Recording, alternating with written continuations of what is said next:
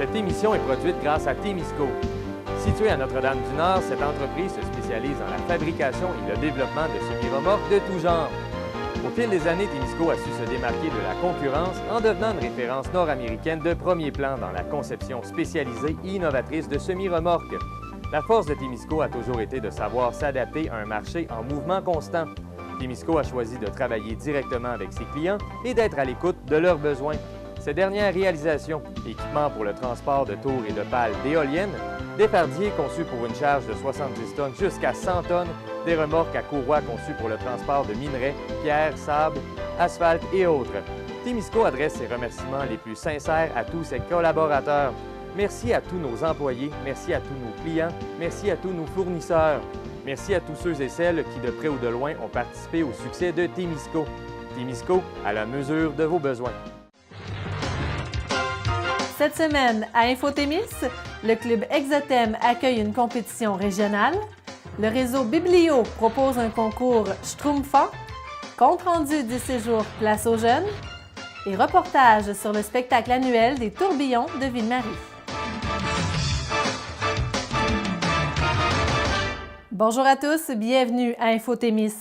Le club de natation Exothème est un club de natation amateur de jeunes de 5 à 16 ans couvrant l'ensemble du territoire du Témiscamingue. Des cours pour les plus petits et les plus grands sont offerts et chacun relève des défis à sa mesure afin d'atteindre des objectifs personnels. Le club Exothème fait face à plusieurs défis au niveau du financement, du recrutement de sa clientèle et de ses bénévoles. Or, année après année, l'équipe réussit à tirer son épingle du jeu. D'ailleurs, le club Exothème accueillera une compétition régionale le 7 avril prochain. Et pour en parler davantage, nous avons invité la présidente du club de natation Exothème, Émilie Grondin. Parlons d'abord du club Exothème comme tel. Qu'est-ce que c'est le club Exothème? Bien, le club Exothème, c'est un club de natation compétitif qui comporte actuellement 28 nageurs. Okay. Puis le groupe, dans le fond, il est divisé en deux. On a les mini-exothèmes et les exothèmes. Donc, les mini, c'est comme, si on peut dire, le club école. Alors, c'est des plus petits qui viennent apprendre à nager, à faire des longueurs. Puis, quand ils se sentent prêts ou que la coach décide que oui, c'est le temps, alors ils peuvent transférer avec les exothèmes qui sont compétitifs là, en tout temps. Là. Par contre, ça arrive là, que les mini, on essaie de les initier aux compétitions. Et une fois de temps en temps, ils viennent faire des 25 mètres dans certaines compétitions où est-ce qu'ils sont admissibles. Donc, vos activités se déroulent à Ville-Marie principalement? Oui, bien, on a des compétitions, c'est sûr, aussi à l'extérieur, là, c'est régional. Là. Alors, on se promène un petit peu partout en région. Là. Mais je veux dire, est-ce que les cours, tout ça se donne à Ville-Marie comme tel? Exactement, à la piscine municipale de Ville-Marie. Mais c'est pas seulement les résidents de Ville-Marie qui peuvent participer? Non, pas du tout. Pas du tout. C'est ouvert à tous, à toute la population du Témiscamingue. Ils sont les bienvenus. Depuis quand ça existe, le Club Exothème? Le Club Exothème existe, si je ne me trompe pas, depuis 1993. OK. Donc, ça fait un petit bout. Ouais. Et est-ce que vous savez comment ça a commencé, le désir de tout ça? Non, OK. Pas du tout. Donc, est-ce qu'on doit avoir des prérequis pour s'inscrire au Club Exothème? Je dirais que les seuls prérequis, dans le fond, c'est que l'enfant soit capable de faire une longueur, donc soit 25 mètres. Puis peu importe le style de nage, là, il peut, en autant qu'il soit capable de traverser la piscine seul, à partir de là, il est admissible au club compétitif. OK. Et les cours, ça ressemble à quoi? Ça ressemble à quoi? Bien, c'est de l'entraînement dans l'eau. C'est sûr qu'il y en a un petit peu à l'extérieur de l'eau. Là, ça dépend de ce que les coachs ont décidé. Puis, c'est quand même assez intensif là, comme entraînement. Et c'est qui offre ces cours-là? En fait, nous, on a une équipe de coachs très dynamique qui pousse nos jeunes à aller très loin, là, puis à se développer, puis à se dépasser. Je parle ici de Lina Payne, qui est la coach en chef. Okay. On a aussi Jessica Roberge. Nous avons aussi Sylvie Laroche et Anne-Claude Corriveau qui font partie de l'équipe. Là. Donc, elles ont des formations aussi, j'imagine, aussi des mises à jour année après année? C'est ça, exactement. À quoi ça ressemble l'horaire? Par exemple, si j'inscris mon enfant au Club Exothème, ça va ressembler à quoi mon horaire? OK. Donc, pour ce qui est des mini-exothèmes, parce qu'on essaye quand même de les jumeler, là, mais les mini, c'est le lundi de 18h à 19h, je ne vais pas me tromper. et les jeudis de 16h30 à 17h30. Donc, ils ont le choix de faire les deux ou seulement une fois semaine. OK. Ça, c'est au choix. Et pour ce qui est des exothèmes, l'horaire aussi, c'est le lundi de 18h à 19h. Donc, eux sont avec les mini-exothèmes. On a aussi le mardi de 17h30 à 19h et le jeudi de 16h30 à 18h, ou de 17h30 à 19h. Puis encore là, c'est au choix là, du nageur. Là. Tu sais, le nageur, s'il décide de nager une fois semaine, c'est correct. Ouais. Il peut nager 2 fois semaine ou on a aussi qui font les 3 fois semaine. Là. Et au niveau équipement, est-ce qu'il y a des prérequis aussi? Un maillot de bain, Oui, casse de bain, c'est ça. lunettes, c'est tout. Simplement. Oui, c'est tout. Quels sont les défis, Émilie, pour le Club Exothème comme tel? Si on parle, par exemple, du financement, de la clientèle, les bénévoles, peut-être? Oui, c'est sûr qu'à chaque année, on doit faire un peu de recrutement. Puis ça, c'est dans le but de garder un certain nombre de nageurs. Et aussi, dans le fond, ça nous permet de payer la location de la piscine et payer nos coachs. Et c'est sûr que plus on a de nageurs, ben moins les coûts sont élevés. Donc, c'est sûr qu'on espère toujours avoir un certain nombre de nageurs. Puis, ce que je voulais dire, je ne vais pas oublier. Donc, c'est ça, à chaque année, pour nous permettre de garder les coûts le moins élevés possible, on fait 2 campagnes de financement qui est de la vente de fromage au village. OK. Donc, les jeunes ont un certain nombre de briques de fromage à vendre. Puis, c'est sûr qu'on fait aussi du bénévolat. Là, on essaye de se trouver des organismes qui ont besoin de bénévoles et on se présente là, pour essayer de récolter des montants d'argent. Là, pour, Est-ce que la demande de bénévoles, ça fait aussi partie de vos défis? Est-ce que vous avez besoin de bénévoles? Ben oui, c'est sûr que ça, c'est toujours un défi. On sait, on a une vie assez active, donc c'est pas toujours évident d'avoir le nombre de parents bénévoles qu'on a besoin. Mais on finit toujours par bien s'arranger, là. Ils font quoi, vos bénévoles? Bien, un exemple, on a le bénévolat pour le gala Desjardins. Donc, c'est un événement où est-ce qu'on a besoin de gens au vestiaire. Et dans ce cas-ci, on demande aussi aux nageurs de s'impliquer parce qu'en fait, c'est pour eux qu'on fait ça. Donc, on a besoin de parents pour superviser là et des parents aussi au bar là, pour faire le service de bar là. Il y a aussi le défi Joël Paquin que des parents doivent s'impliquer au niveau du bar là, pour le service. Là, il y a une compétition qui s'en vient le 7 avril prochain et je pense qu'elle a quelque chose de particulier, cette compétition-là. C'est quoi qu'elle a de particulier?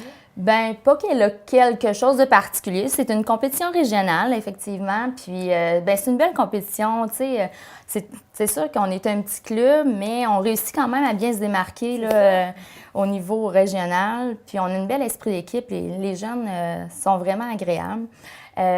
Puis, c'est ça. Donc, on reçoit près de 75 nageurs à cette compétition-là. Donc... c'est pour quel niveau de nage? C'est pour les 10 ans et moins. OK, c'est ça, c'est les plus petits, Oui, là. c'est pour les petits. Et là aussi, on accepte les mini. Tu sais, parfois, ils n'ont pas la chance de se présenter à toutes les compétitions. Donc, on accepte les tout petits, là, même des autres villes en région, à venir faire... à vivre cette expérience-là de compétition. Là. C'est vraiment agréable pour eux. Et ça va être quoi, la compétition comme telle? Bien, il y a différents styles de nage. OK. Oui, mais aussi, je ne veux pas oublier de dire que cette compétition-là, on accepte quand même les grands parce que ça leur permet de venir chercher leur standard. Ça, c'est des temps requis là, qu'ils ont besoin. Puis pour leur permettre éventuellement aller à des compétitions provinciales parce que tu as besoin de standards pour... Donc, ce que vous me dites, c'est que c'est 10 ans et moins, mais qu'on peut avoir plus que 10 ans aussi, ou c'est vraiment... Oui, non, c'est OK. ça. Si, exemple, tu as 11 ans ou 12 ans puis il te manque des standards, tu peux venir les chercher. Mais ceux qui ont leurs standards, ils ne peuvent pas être présents. Donc, comment ça va se passer concrètement, la compétition? Ça va commencer sur l'heure du dîner le samedi, le 7 avril. Puis, c'est ça, les gens arrivent, on a notre petite salle où est-ce que ça accueille les familles parce que pour ce qui est de pouvoir aller voir nos nageurs, tu sais, la piscine, comment elle est aménagée à Ville-Marie, vous avez la mezzanine en haut. Donc, on a besoin de faire une rotation. Alors, on a quelqu'un qui est en haut, qui fait faire la rotation, qui marque les épreuves et quelle vague qu'on est rendu et tout ça. Donc, puis c'est ça, les nageurs, sont tout autour de la piscine et attendent. Il y a un horaire, Il y a un horaire, de fait. Les nageurs vont aller selon l'horaire. Exactement. Donc, vous me dites que les parents peuvent assister et le public aussi? Absolument, absolument. Par contre, c'est en... On ne peut pas arriver le matin et passer la journée là, finalement. Oui, vous pouvez, si vous êtes patient, mais c'est ça, on fait la rotation, puis c'est sûr que, exemple, un nageur ne va pas nager la première heure, toutes ses nages. Alors oui, on doit attendre un petit peu. Mais habituellement, ça se termine autour de 17h, 17h30. Là. Donc, c'est pas si long que ça. Donc, vous parliez tantôt d'aller chercher des standards là, pour les participants comme tels, les compétiteurs. Est-ce qu'il y a d'autres choses que ça apporte aux compétiteurs? Bien, c'est sûr, beaucoup de fierté pour eux parce que c'est des défis personnels qu'ils se donnent à eux-mêmes. Tu sais, c'est un sport individuel. Alors, chaque nageur se donne des défis, puis c'est ça, ça les amène à se dépasser, oui. Donc, Et pour le Club Exothem, qu'est-ce que ça apporte, ce genre de compétition? Bien, pour nous aussi, c'est une fierté de pouvoir les accueillir, tous ces nageurs-là de la région, là. Donc, mais à part ça, c'est sûr qu'il y a des petites retombées. Tu sais, on a un service de cantine, donc on essaie encore là d'aller chercher des petits montants pour le club, là, pour aider à diminuer les coûts d'inscription. Et ça fait une visibilité aussi. Absolument. Autant pour le Club Exothem que pour le Témiscamingue comme Exactement, tel. exactement. Donc, vous me disiez, c'est la région Abitibi-Témiscamingue. Oui. Il y a combien de clubs qui vont venir le 7 avril? On a La Serre, Amos, Val-d'Or, Rouyn, puis Ville-Marie. Donc plus de 70 compétiteurs pour cette compétition le 7 avril, à ne pas manquer. Donc, ça se passe à la piscine de Ville-Marie. Ça commence sur l'heure du dîner. Si on veut en savoir plus sur le Club Exothem comme tel, par exemple, au niveau de l'inscription, comment ça se passe? Est-ce qu'il y a un endroit où on peut avoir de l'information? On a une page Facebook, Club Exothem 2017-2018, si je ne me trompe pas. Puis, on peut regarder ça là-dessus sur le Facebook ou bien les membres du CA. C'est sûr qu'il y a beaucoup de bouche à oreille. On est un petit secteur, donc tout le monde se connaît. Alors, si les gens ont besoin d'informations, bien, ils peuvent nous contacter, nous, les membres du CA ou même les coachs. Et on peut avoir plus d'informations sur cette compétition à venir aussi le 7 avril. Oui, exactement. Et on sait que l'inscription se fait habituellement à l'automne, mais si on entend l'entrevue aujourd'hui et qu'on dit « mais mon enfant aimerait ça » ou on en parle, on peut s'inscrire encore? Oui, il pourrait venir l'essayer. C'est sûr que la saison est pratiquement terminée, mais au moins ça pourrait lui donner un avant-goût puis être prêt pour s'inscrire pour l'automne, là, pour commencer avec nous. Émilie Grondin, présidente du Club Exothem, merci beaucoup. Ça me fait plaisir. Merci à vous. Jusqu'au 23 avril prochain, les membres des bibliothèques publiques jeunes et adultes sont invités à célébrer les 60 ans des éminents petits personnages bleus de la bande dessinée en participant au concours Les Schtroumpfs 60 ans. Pour ce faire, rien de plus simple, être abonné ou s'abonner à sa biblio, emprunter un livre, une revue, des raquettes ou un autre bien culturel disponible et compléter le bulletin de participation remis par les préposés au service de prêt. Il y a 24 prix à gagner et nous avons profité de ce concours schtroumpfant pour inviter le directeur général du réseau Biblio, Louis Dallaire, à venir nous en parler davantage. Monsieur Dallaire, bonjour. Bonjour. Monsieur Dallaire, quand on entend les termes réseau Biblio, on comprend tout de suite que c'est un regroupement de bibliothèques, mais c'est beaucoup plus que ça. Qu'est-ce que c'est le réseau Biblio? Bien, le réseau Biblio, ça a 41 ans déjà. Donc, c'est basé principalement, le centre régional est à Rouyn-Noranda, mais ça dessert l'ensemble des 5000 habitants et moins, dont dans les plus petites municipalités. Si on exclut Rouyn-Noranda, Val-d'Or, Amos et La Serre, eux, ils ont leur propre organisation, mais on travaille ensemble. Okay. Donc, on part de ça. Dans toutes les municipalités, par exemple au Témiscamingue, il y a plusieurs municipalités. Il y a des bibliothèques qui sont dans les écoles ou non. Donc, c'est maintenant 71 bibliothèques qui, dans l'ensemble de la région Abitibi-Témiscamingue et dans le nord du Québec. Donc, ce qu'on fait, c'est qu'on fait une entente avec les municipalités. On leur amène des livres, admettons 1000 ou 1200 ou 1500, ça dépend de la population. On leur amène des livres. On leur amène un logiciel pour livrer, pour pouvoir gérer cette bibliothèque-là. On forme les bénévoles, parce que souvent c'est des bénévoles. Dans l'ensemble de notre réseau, dans les 71 bibliothèques, on a 500 bénévoles. Ouais. Voulez-vous que je vous les nomme? Non. on les connaît, la plupart, on en connaît beaucoup. C'est plein de gens. Et des gens qui aiment lire, qui aiment partager ça avec les jeunes, les moins jeunes. Donc, pour eux autres, c'est important. On a souvent des anciens professeurs qui sont avec nous et qui suivent et qui tiennent la bibliothèque de bonne façon. C'est une force, en fait, le réseau? C'est incroyable. C'est aussi une bibliothèque dans un milieu, c'est un des seuls lieux qui reste culturel, qui est bien implanté. C'est une force parce qu'on partage ensemble plein de choses. Par exemple, le logiciel, ça coûte beaucoup moins cher à une municipalité si elle est associée avec le réseau biblio que de faire ça de façon autonome. Et on arrive avec du personnel, on a 8 personnes chez nous qui font de la formation, de la promotion, on a un informaticien, on a plein de gens, puis des gens qui achètent des livres, des gens qui transportent, qui préparent, donc il y a plein de choses à faire. Et on accompagne, quand une bibliothèque a une problématique quelle qu'elle soit, elle nous appelle et on va leur aider. Et je pense aussi à la possibilité, par exemple, qu'on veut un livre et que ce n'est pas dans notre bibliothèque, mais il est dans le réseau, le livre, donc on peut l'avoir. C'est ça. Le réseau Biblio, on est associé même provincialement. On a accès à 6 millions de livres. Donc, si vous êtes quelque part au Témiscamingue et que ce livre-là, vous l'avez vu à la télévision, à la radio, vous l'avez entendu à la radio, à la télé, on a fait la promotion de ce livre-là, votre bibliothèque locale l'a pas. On appelle ça des PEB ou des demandes spéciales, des prêts entre bibliothèques. PEB, c'est notre petit langage à nous.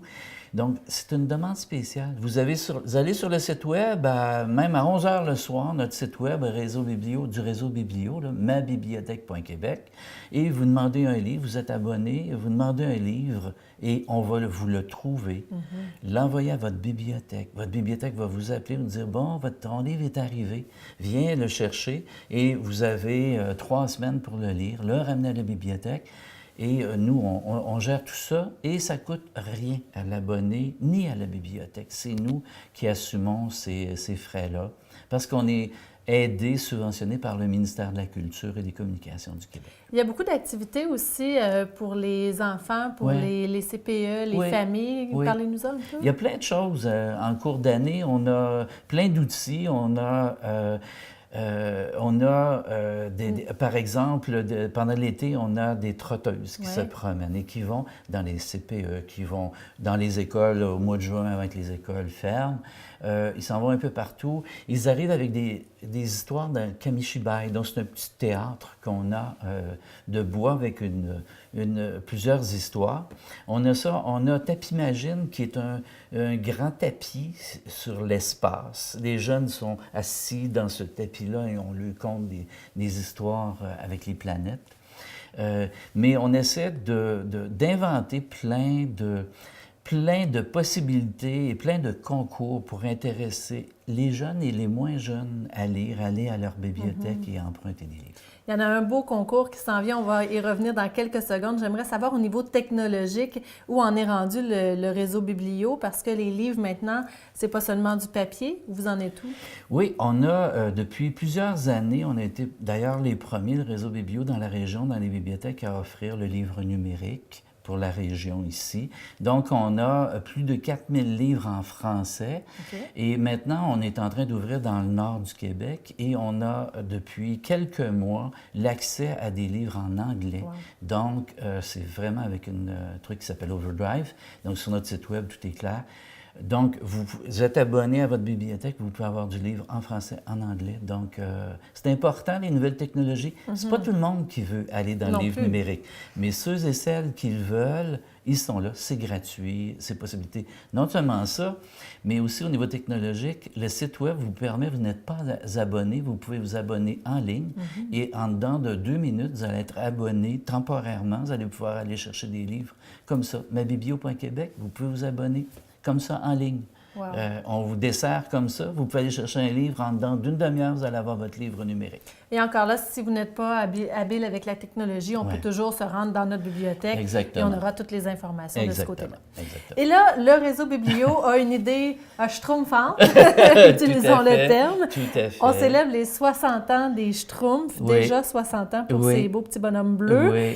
Qu'est-ce que c'est au juste le concours? Alors, nous, on aime bien brasser les affaires un peu puis souligner. On sait que la BD intéresse beaucoup de gens. On a été élevés avec ça. C'est important, ça venait nous chercher. Donc, on s'est dit, on regarde chaque année parce qu'il y a plusieurs anniversaires qui arrivent. Et cette année, par hasard, c'est les 60 ans des Schtroumpfs. Et on s'est dit, il faut absolument souligner ça. On a fait une démarche auprès de la maison d'édition pour leur dire, nous, on voudrait faire un concours et pour l'Abitibi-Témiscamingue. Et ce qui est amusant, c'est que le concept qu'on a parti en Abitibi-Témiscamingue dans le nord du Québec, l'Outaouais, la Gaspésie et la Côte-Nord a repris notre concours. Donc, c'est presque un concours provincial. Donc, ce qu'on dit, c'est allez à votre bibliothèque, remplissez votre petit coupon et à la mi-avril, on va tirer des coupons dans toutes les bibliothèques comme ça. Et on fait tirer de deux choses, un DVD sur les Schtroumpfs et un jeu des Schtroumpfs. Chercher-trouve des Schtroumpfs. Donc, ça s'adresse aux enfants, mais à toute la famille aussi, parce que je pense que les parents aussi, on a ça, les Schtroumpfs. On a été un petit peu tous élevés avec ça. 1958, le début de Peyo là-dedans. Et il y avait une anecdote qui était amusante. Je me demandais, là, je lisais l'historique un peu de tout ça. Peyo qui faisait toutes sortes de choses avant d'être publié avec les Schtroumpfs. On se demandait, le petit personnage, il l'a développé tranquillement. Et est-ce qu'on savait que c'est sa femme qui a décidé, qui a suggéré de mettre les Schtroumpfs en bleu? Ah ouais? Oui, c'est ça, c'est amusant. Donc, c'est un petit personnage, qui habite dans des champignons, le petit village des champignons, mais ça n'avait pas assez de punch, selon elle. Tu devrais les mettre bleus avec un petit chapeau blanc. Alors, peut-être qu'elle lui a suggéré ça. Il a pensé à ça une couple de semaines. Il est allé vers l'éditeur. L'éditeur a dit, es-tu sûr, bleu, si ça va fonctionner? Et finalement, ça a fait la catastrophe qu'on connaît. 60 ans plus tard. Oui, tout à fait. Donc, on peut gagner ces prix-là. La date limite pour participer au concours? C'est mi-avril. Lors de la journée du droit d'auteur. Du livre du droit d'auteur. Exactement. Donc, il y a toujours plein d'activités aussi pour le réseau Biblio avec ce concours-là. Il y en a d'autres qui s'en viennent sûrement aussi. Vous préparez sûrement d'autres choses au cours des prochaines semaines. Oui. Comment on fait pour savoir ce qui se passe au réseau Biblio? On va à notre bibliothèque ou on va sur le site web du réseau Biblio, mabiblio.québec. C'est aussi simple que ça. On met l'information qui roule constamment là-dessus. Mais passez à votre bibliothèque et chaque personne de la bibliothèque est capable de vous expliquer ce qu'il y a dans l'air. Et bonne chance pour le concours des Schtroumpfs. Oui, tout à fait. Merci, bonne journée. Merci. L'Association Chasse et pêche du Témiscamingue Centre a voulu initier les nouveaux arrivants à la pêche blanche. Ceux-ci étaient invités le 17 mars dernier sur le lac Témiscamingue pour une journée de pêche près de l'île du Collège. L'association a tenu l'activité en collaboration avec le Carrefour Jeunesse Emploi du Témiscamingue, le CJET et le ministère des Forêts, de la Faune et des Parcs du Québec qui en a assuré le financement. Notons que le CJET organisait au même moment un séjour exploratoire Place aux jeunes pour un groupe de personnes de Québec, de Trois-Rivières, de Montréal et de Rouyn-Noranda. Cette tournée se tenait du jeudi au samedi. Une quinzaine d'entreprises du Témiscamingue ont ouvert leurs portes à ces visiteurs. Un séjour qui a donné des fruits puisqu'une personne a pu obtenir un emploi et d'autres un stage. TV Témis était sur place lors de l'activité de pêche blanche. Voici ce qu'on a préparé pour vous. Mon nom est Manon Gauthier, je suis la nouvelle agente de migration Place aux jeunes pour le Carrefour Jeunesse Emploi du Témiscamingue. Et on a réalisé aujourd'hui mon premier séjour de groupe, dans le fond, un séjour exploratoire avec 6 nouvelles personnes qui sont venues explorer les possibilités d'emploi au Témiscamingue durant 3 jours, en fait, du 15 au 17 mars. En tout, dans le fond, les candidats ont eu la chance de visiter 14 employeurs différents. Qui parfois avaient des emplois à leur offrir, parfois c'était des opportunités qui se passeraient à plus ou moins court et moyen terme. Alors certains repartent avec des offres de stage pour cet été, d'autres des offres d'emploi concrètes, d'autres un emploi directement chez un employeur qui a réussi à se placer durant le week-end. Fait qu'on est très, très, très heureux de ces premiers résultats. On a eu aussi l'opportunité d'organiser un séjour avec les nouveaux Témiscamiens qui sont arrivés ici depuis environ moins de 6 mois. Afin que les participants puissent échanger avec eux sur comment s'est passé leur arrivée, qu'est-ce qui a été facile, plus difficile, échanger des trucs, des bons coups. Alors, ce souper-là, hier, a été vraiment riche en échanges, en plaisir, en fou rire, etc. Et aujourd'hui, on profitait de l'activité qui était organisée par l'Association Chasse et Pêche et le Comité d'accueil des nouveaux arrivants pour venir faire vivre la pêche sur la glace à nos participants de Montréal, Québec et Trois-Rivières. Et puis, c'est ça, malgré le froid, là, les participants ont l'air d'apprécier, puis d'apprécier aussi de s'être promenés en motoneige, puis en côte à côte, chose qu'ils n'avaient pas faite auparavant. En fait, mon séjour exploratoire, c'est tellement pas ce que je pensais. C'était que des belles surprises qui m'attendaient. Puis j'ai pu avoir la chance de rencontrer les gens, dans le fond, un peu les représentants du parc au Pémican, le nouveau parc national qui va être en pré-ouverture cet été. Puis j'ai pu avoir la chance d'avoir une entrevue directement avec eux. Puis ça m'a permis d'avoir un stage pour, dans le fond, le mois de juin cette année. Donc je suis vraiment emballée et excitée. Donc ça a été que du positif pour moi le séjour. On a été très bien accueillis. Puis les gens sont vraiment sympathiques. Donc c'est que du positif. Moi, je m'appelle Vincent Gauthier, je viens d'ici, je suis originaire d'ici. Puis, en fait, le séjour pour moi, c'est surtout pour venir chercher une offre de stage. Puis, effectivement, je connaissais pas tous les employeurs qui étaient de la région. Puis, je connaissais les entreprises, bien évidemment, mais avoir des liens, c'est plutôt difficile quand tu es à distance. Moi, j'étais à Trois-Rivières aux études. Puis, ça, en fait, en venant ici, ça m'a permis de justement découvrir ces personnes-là, puis aussi découvrir de nouvelles perspectives d'emploi, puisqu'il y en a certaines que j'avais pas nécessairement pensé. Puis à partir de ça, là, présentement, j'ai eu 4 offres de stage, donc ce qui est quand même très le fun. Là, ça me permet de questionner un peu sur comment ça va être le futur et tout, puis c'est ça. Au niveau des offres d'emploi dans le domaine particulièrement de la foresterie, mais parce que je suis en foresterie, mais il y en a dans tous les domaines ici. C'est rempli d'offres d'emploi. Ils cherchent beaucoup de gens, puis il y a vraiment plein d'aide pour aussi les jeunes qui veulent venir s'installer. Il y a possibilité d'être encadré, puis d'être bien encadré justement quand on vient s'établir ici. Les séjours exploratoires, en fait, ça fait plusieurs années que le Carrefour organise ça via Place aux jeunes, mais ça s'inscrit particulièrement maintenant avec la planification stratégique du Témiscamingue qui a comme objectif d'attirer 500 nouvelles personnes ici d'ici 2022. Alors, il y a plusieurs axes, plusieurs objectifs, mais les séjours s'inscrivent directement dans l'axe 3 avec l'accueil et la rétention de nouvelles personnes. Alors, on est un partenaire actif, puis on essaie de contribuer, nous autres aussi, à cet objectif-là qui nous touche toutes et qu'on veut tous réussir à atteindre d'ici 2022. Moi, je suis très contente de mon premier séjour. C'est vraiment... j'étais un peu nerveuse, mais tout s'est bien déroulé. Les employeurs étaient hyper accueillants, très contents de rencontrer les nouvelles personnes. Puis il y a eu une belle mixité interculturelle, puis c'est de beaux échanges. Je suis vraiment très contente. Je ne suis pas toute seule dans l'organisation de tout ça. J'ai un beau comité en arrière de moi qui sont formés de principalement 5 personnes qui sont arrivées depuis quelques années, mais qui proviennent presque tous de la France. Et il y a une personne de Montréal qui sont venus s'installer. Alors, ce comité-là m'aide beaucoup, puis je les apprécie beaucoup. Alors, merci à eux de m'avoir aidé là-dedans. Pour ses 25 ans, le Théâtre de la Loutre nous offrait « Appelez-moi Stéphane », une comédie cinglante écrite par Claude Meunier et Louis Sayat et mise en scène par Réal Couture du 22 au 24 mars dernier. L'histoire de la pièce racontait celle de 5 personnes qui se sont inscrites à un cours de théâtre. Puis arrive l'agent perturbateur appelé Stéphane, acteur médiocre.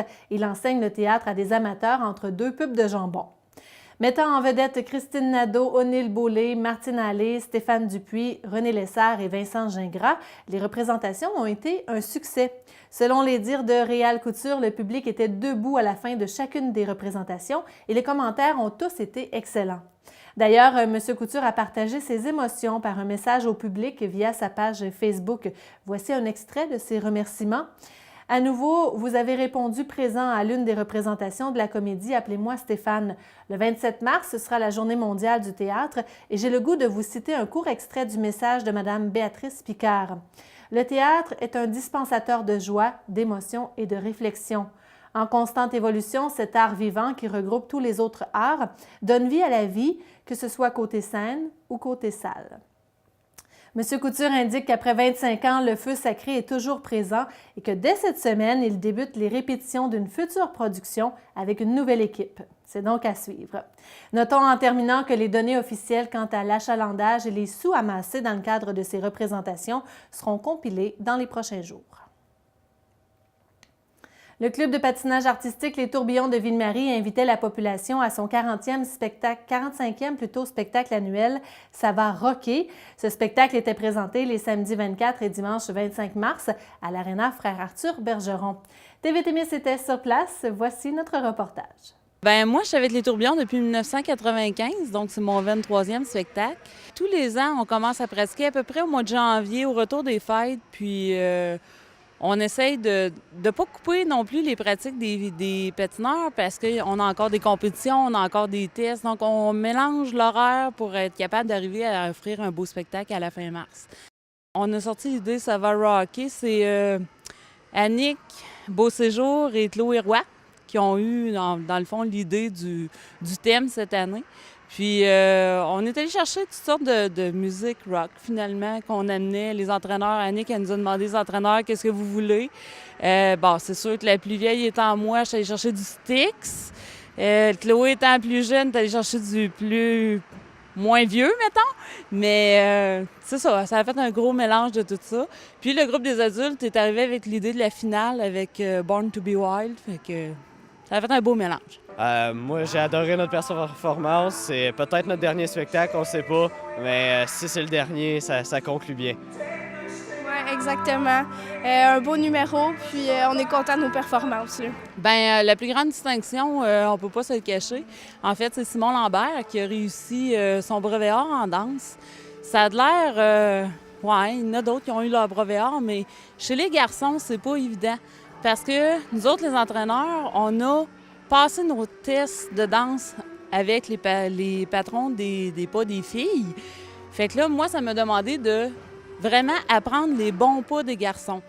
J'ai toujours accompagné les filles pour que quand on arrive en test, qui sont accompagnés par un homme qui ne connaissent pas vraiment, on a moins de stress si on sait exactement où il est. Là, fallait que je m'assure que je montrais le bon pas à Simon. T'sais. Je pouvais essayer d'improviser avec les filles, mais là, c'est plus la même chose. Il fallait vraiment montrer les bons pas à Simon. On a eu la chance d'avoir Élicia Maillé qui est hors depuis 2 ans. Donc, Élicia a dit « Moi, je vais l'accompagner, Simon, puis on va se rendre jusqu'au hors. » Donc, Simon, en tout cas, il a réussi cet exploit-là.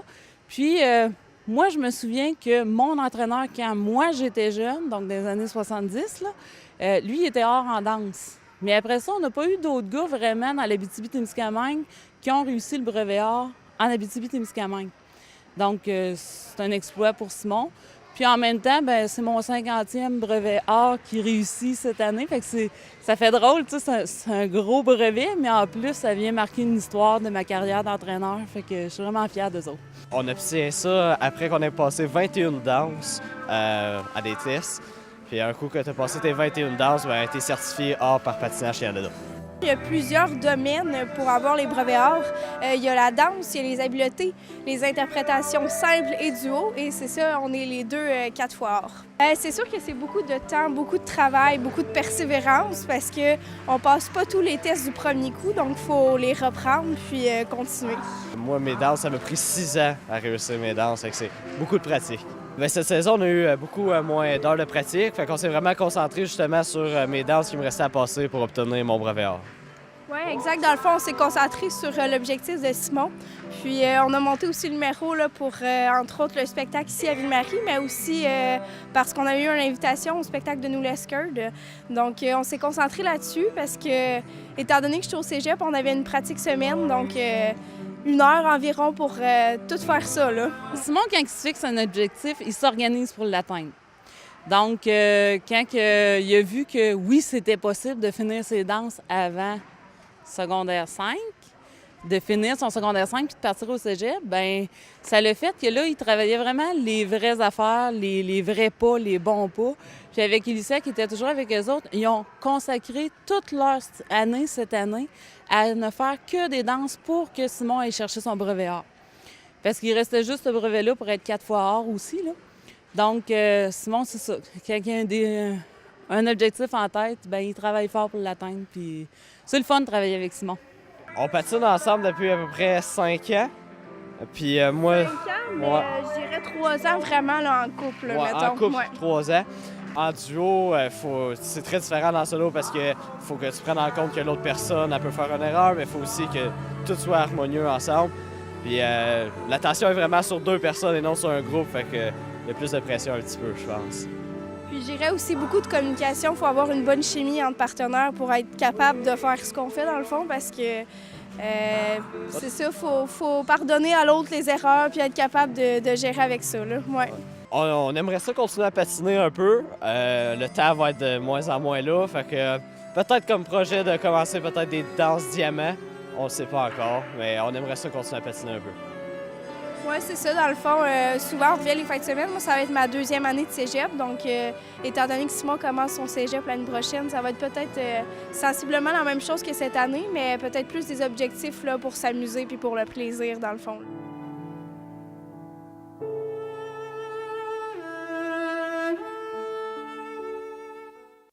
Selon un article de la journaliste Lucie Charret publié sur le site Internet de La Frontière, des membres de la Témiscamingue First Nation réclament des élections pour une seconde fois, moins de 2 ans après l'élection du conseil de bande actuel en mai 2016. Selon Velma Stanger, celle qui est mandatée par l'Assemblée générale pour s'assurer que le processus suive son cours, il y a eu une Assemblée générale où tous les membres de la communauté pouvaient assister le 23 mars dernier. C'est 54 membres qui se sont prononcés en faveur de la tenue d'une nouvelle élection, alors que le quorum exigé est de 30. Selon l'article 35 du Code électoral de la TFN, un appel à la tenue d'une nouvelle élection peut être fait si 51% de ceux qui avaient voté le demandent. Une pétition en ce sens avait été déposée d'ailleurs au Conseil de bande le 23 mai 2017, soit 1 an après l'élection du Conseil, dont le mandat est d'une durée de 4 ans.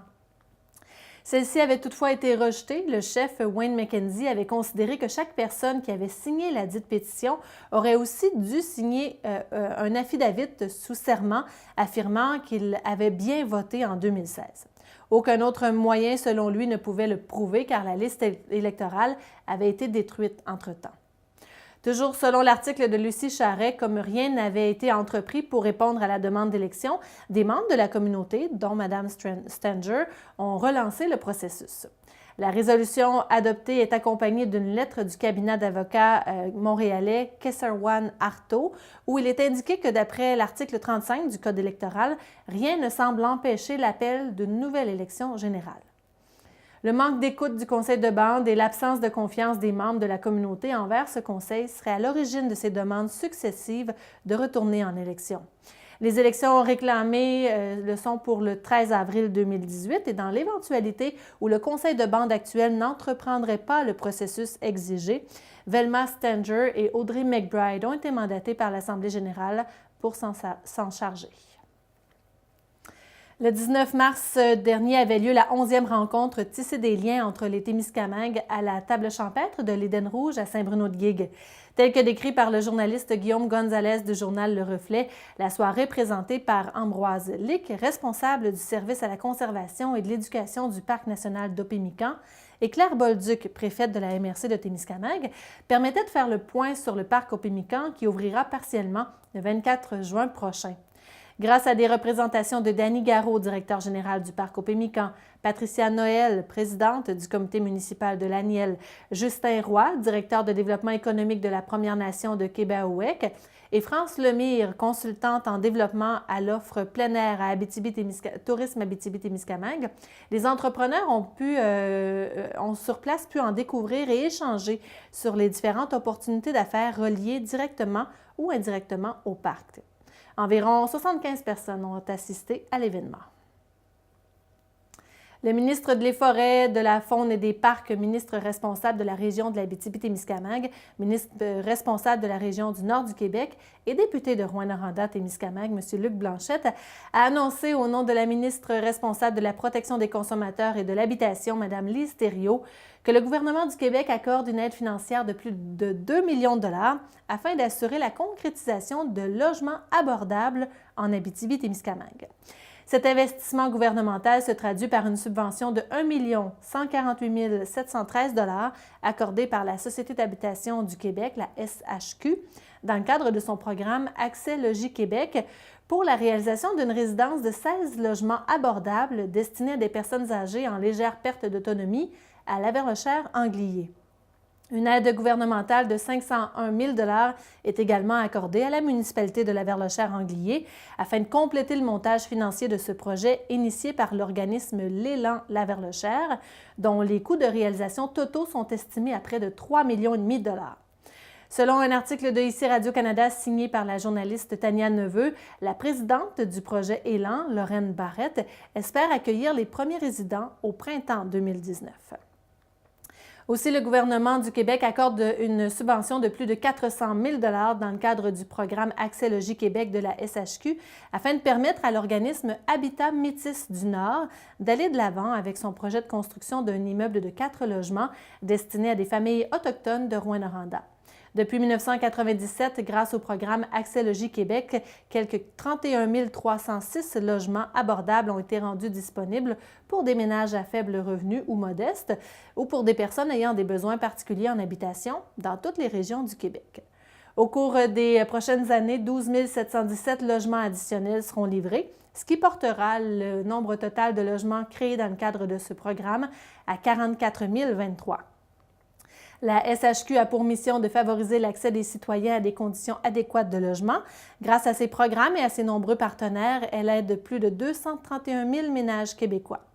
Pour plus d'informations sur les programmes et les services offerts par la SHQ, pour en savoir plus sur ses activités ou ses réalisations, ou pour obtenir des conseils sur l'habitation, vous pouvez consulter le www.habitation.gouv.qc.ca.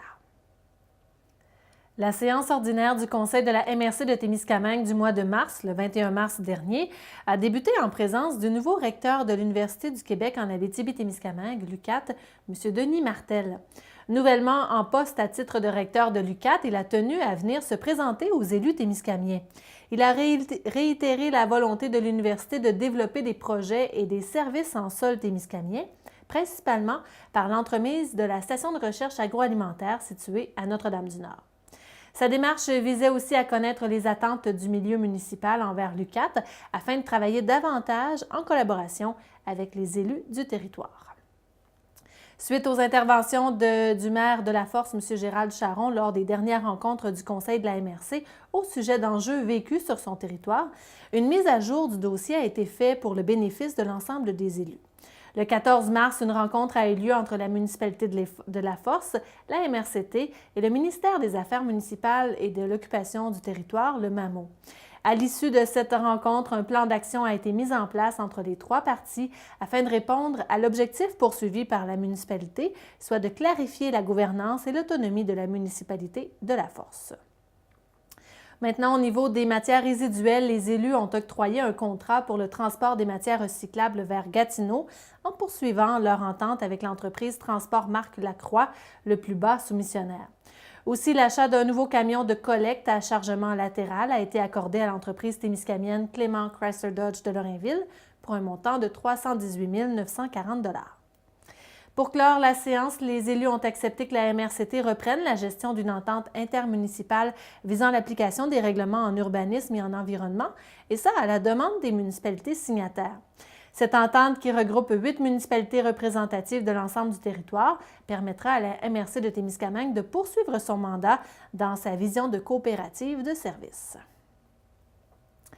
La Foire gourmande de l'Abitibi-Témiscamingue et du Nord-Est ontarien lance la période d'inscription pour les exposants de sa 17e édition et procède à l'annonce du porte-parole officiel de l'événement pour 2018. Il s'agit du chef Stefano Faita qui assumera le mandat de porte-parole de cette 17e édition de cet événement gourmand qui se déroulera à Ville-Marie les 17, 18 et 19 août prochains. Stefano a grandi à Montréal dans le quartier de la Petite Italie. Sa mère lui a transmis une passion pour la cuisine, une passion qu'il a exprimée à travers de multiples facettes depuis. Chef de l'école de cuisine Mezza Luna qu'il a fondée avec sa mère, il y enseigne le secret de l'art culinaire italien. Il est également copropriétaire de 3 restaurants de la métropole, soit Impasto, Pizzeria Gemma et Chef chez Tousignan. Toujours porté par le désir de transmettre son amour de la bonne bouffe, il publie 4 livres de cuisine. Entre cuisine et quincaillerie, Entre cuisine et bambini, Je cuisine italien et In the Kitchen. Le public peut le suivre d'ailleurs dans ses différentes participations médiatiques. Chroniqueur culinaire au Journal de Montréal, chef en résidence à l'émission Campagne à Radio-Canada, Stefano partage ensuite son univers familial et gourmand dans Ai Dante sur la chaîne de Casa. Il laisse aussi sa marque culinaire à Deux filles le matin, puis chapeaute les émissions In the Kitchen à CBC et arrive en campagne à TVA. Toujours fier de ses origines italiennes, il lance une gamme de sauces pour pâtes. La Foire gourmande de l'Abitibi-Témiscamingue et du Nord-Est ontarien est honorée d'accueillir ce chef au parcours très inspirant.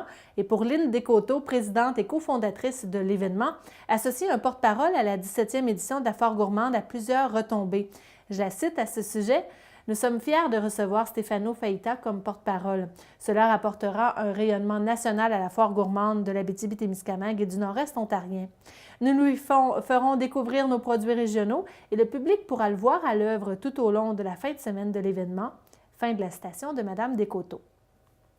Quant à Stefano Faita, il entrevoit ce rôle avec plaisir. Il dit avoir très hâte de venir vivre l'événement agro-touristique de l'intérieur. Pour lui, il s'agira d'un accès privilégié pour partager des moments uniques avec les participants et les visiteurs en toute convivialité et dans le décor enchanteur aussi de la ville de Ville-Marie.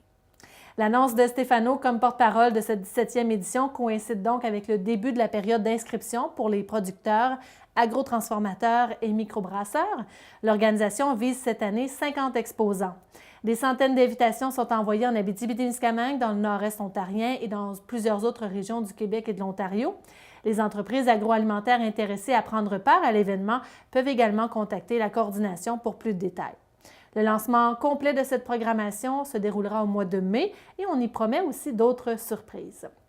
Je vous rappelle que la Foire gourmande de l'Abitibi-Témiscamingue et du Nord-Est ontarien, la 17e édition, aura lieu les 17, 18 et 19 août prochains à Ville-Marie.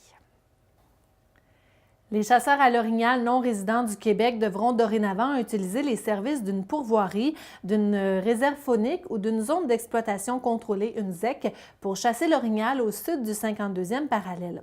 Ces chasseurs ont déjà l'obligation de passer par les services d'un pourvoyeur pour pratiquer leur activité au nord du 52e parallèle. La modification du règlement consiste donc à appliquer la même règle au sud du territoire.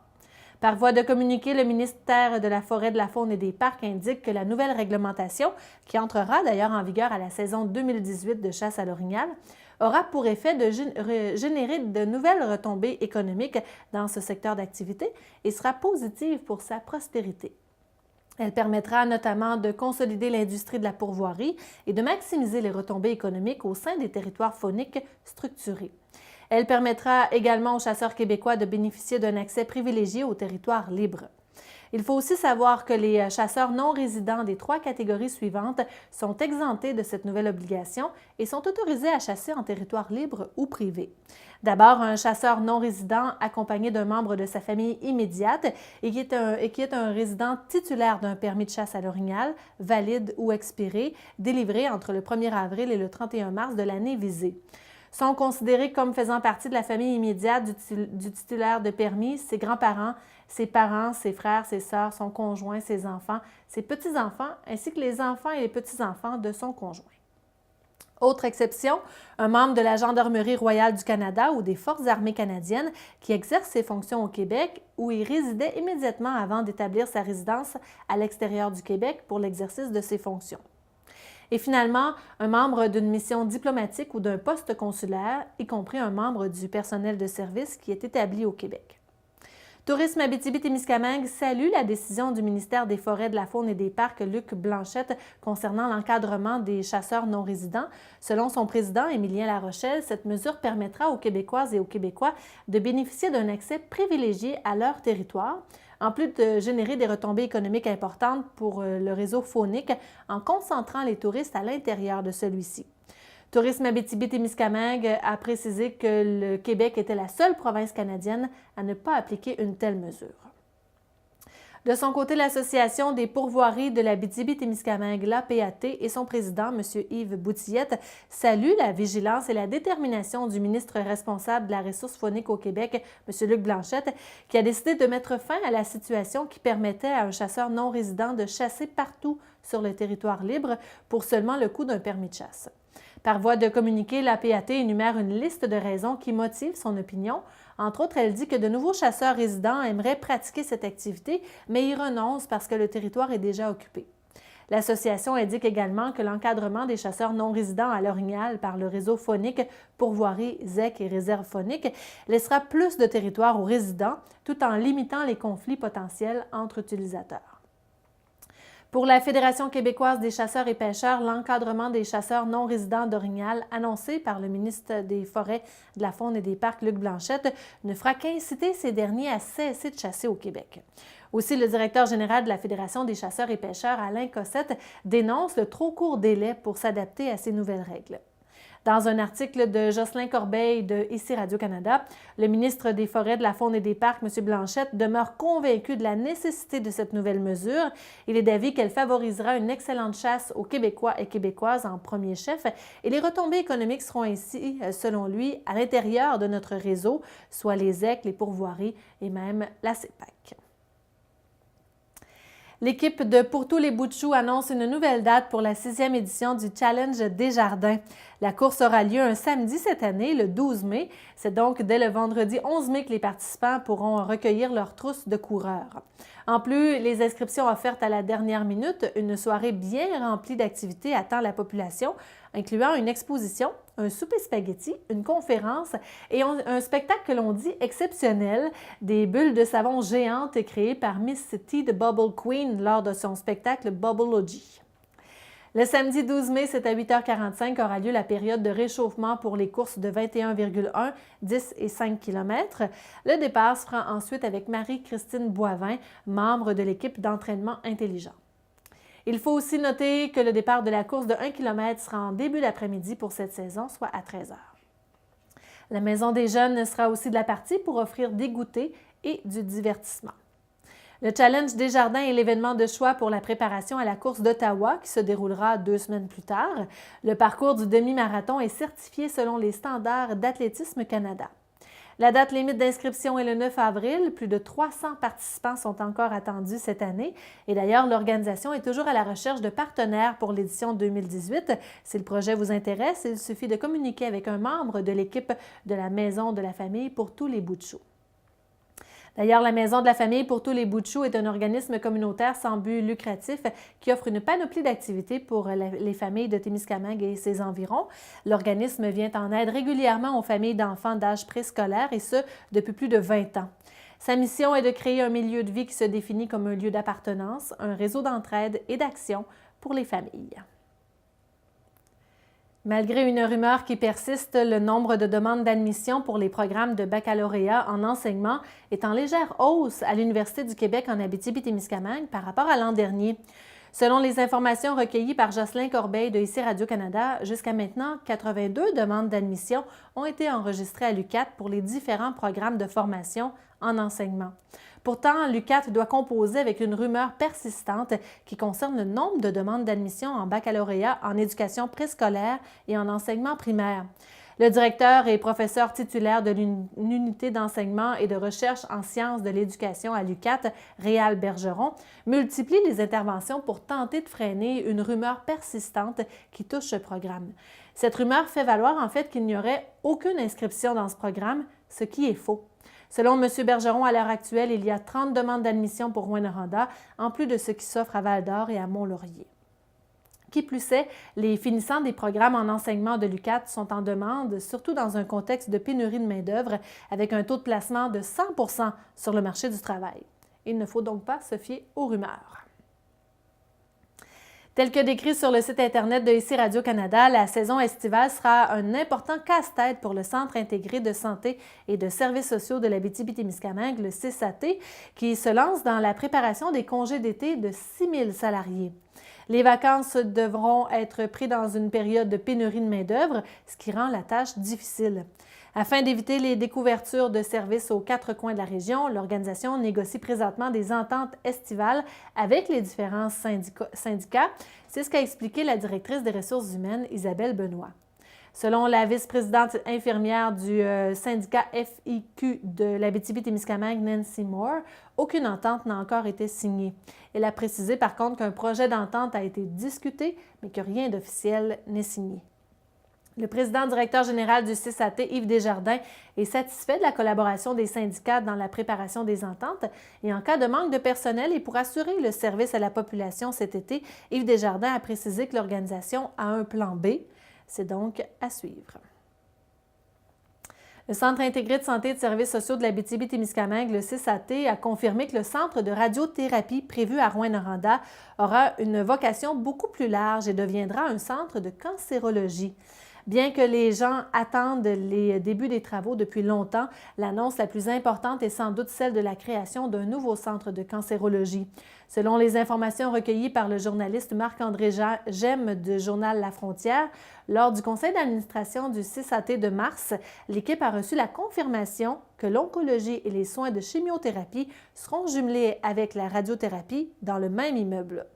À l'heure actuelle, l'équipe en charge du projet travaille avec le ministère sur l'aménagement des pièces du nouveau centre. L'édifice devrait avoir une superficie d'environ 3000 mètres carrés. Afin d'accélérer le processus et le début des travaux, l'équipe du CISAT a déterminé la taille requise du centre. Les plans de l'intérieur seront réalisés alors que les travaux seront déjà entamés. De cette manière, les travaux de fondation peuvent débuter au printemps pendant que les architectes dessinent les plans. C'est donc un dossier à suivre.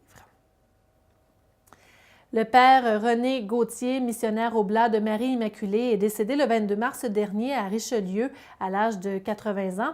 René Gauthier cumulait 60 ans de vie religieuse, dont 53 ans de vie sacerdotale. De 1988 à 2017, il a été président de la Société du patrimoine Rivière-des-Quinze et du Musée de Guérin. Le 26 juillet dernier, peu avant le départ du père Gauthier du Témiscamingue, la Société du patrimoine avait eu l'occasion de célébrer avec lui ses années passées ensemble et de souligner les réalisations que son action à Guérin a permises. Les funérailles de M. Gauthier ont eu lieu plutôt à Richelieu le 26 mars dernier.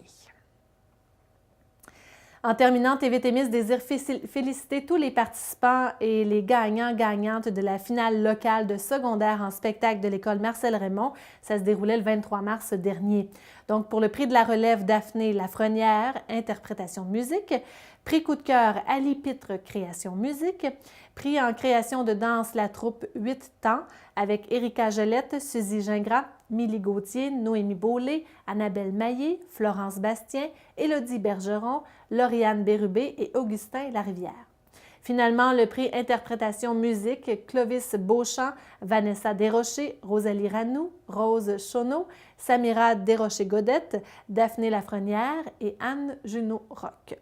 Place maintenant au finale régionale de secondaire en spectacle en Abitibi-Témiscamingue. La première finale régionale aura lieu au Théâtre des Escarres d'Amos le 6 avril et la deuxième au Théâtre du Cuivre de Rouyn-Noranda le 13 avril.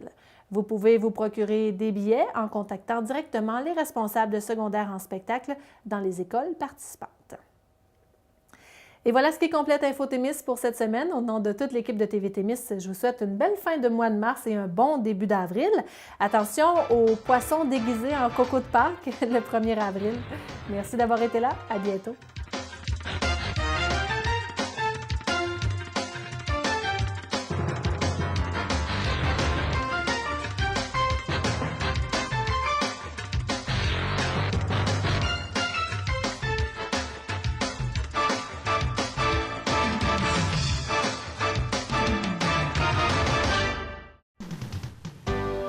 Cette émission est produite grâce à Témisco. Située à Notre-Dame-du-Nord, cette entreprise se spécialise dans la fabrication et le développement de semi-remorques de tout genre. Au fil des années, Témisco a su se démarquer de la concurrence en devenant une référence nord-américaine de premier plan dans la conception spécialisée et innovatrice de semi-remorques. La force de Témisco a toujours été de savoir s'adapter à un marché en mouvement constant. Témisco a choisi de travailler directement avec ses clients et d'être à l'écoute de leurs besoins. Ces dernières réalisations, équipements pour le transport de tours et de pales d'éoliennes, des fardiers conçus pour une charge de 70 tonnes jusqu'à 100 tonnes, des remorques à courroie conçues pour le transport de minerais, pierres, sable, asphalte et autres. Témisco adresse ses remerciements les plus sincères à tous ses collaborateurs. Merci à tous nos employés, merci à tous nos clients, merci à tous nos fournisseurs. Merci à tous ceux et celles qui, de près ou de loin, ont participé au succès de Témisco. Témisco, à la mesure de vos besoins.